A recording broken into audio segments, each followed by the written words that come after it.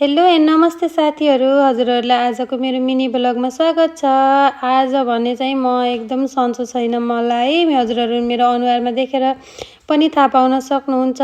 मेरो बच्चा र मेरो श्रीमान हामी तीनैजनालाई अलिकति रुवा खोकीले सताइरहेको छ। त्यसैमध्ये पनि मेरो बेबी सानो भएको भएर उसलाई चाहिँ ज्वरो पनि आइसकेको छ। उसमा चाहिँ इम्युनिटी पावर हाम्रोभन्दा आई थिङ्क अलिक कम हुन्छ होला, त्यही भएर उसलाई चाहिँ ज्वरोले नि भेटाइसकेको छ। त्यही भएर ऊ राति कसकस गरेर राम्रोसँग सुत्नै दिएन मलाई प्लस उसको ड्याडीलाई।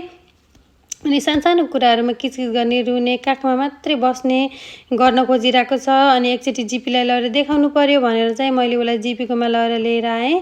जिपीले चाहिँ उसलाई सामान्य भाइरल इन्फेक्सन भएको हो, प्यानाडोल खुवाएर रेस्ट गराउनु, टन्न खाना पानी खुवाउनु भनेको छ। मैले जिपीले भनेअनुसार नै उसलाई प्रशस्त पानी र खाना खुवाउने ट्राई गरिरहेको छु साथीहरू। उसको नाक चाहिँ सिगान फाल्दा फाल्दा रातो भएर नाकै छुन नदिएर रोएर, अनि मैले चाहिँ त्यो निप्पल बाम लगाइदिएको थिएँ। मसँग त्यो बेबीलाई जन्म दिँदा किनेको निप्पल बाम थियो।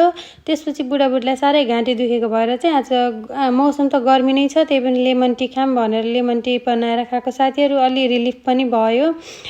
अनि मैले त्यो घिउ लिएर राखेको थिएँ कि कहिलेदेखि घरमा चाहिँ घिउ सिद्धिएको थियो, बटर लिएर राखेको त्यो बनाउँछु भन्दा टाइमै नमिल्ने।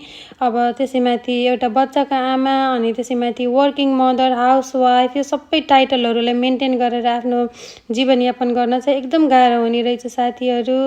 आज चाहिँ मैले के पकाउँदैछु भन्ने कुरा नै मलाई थाहा छैन कि। अस्ति मोमो पकाउँदा थोरै किमा रहेको थियो, अनि त्यसैमा ज्वानो अनि हरियो सब्जी राखेर मैले चाहिँ अब सबैलाई सन्चो छैन, यसले ठिक गर्छ कि भनेर जाउलो टाइपको खानेकुरा बनाएको छु।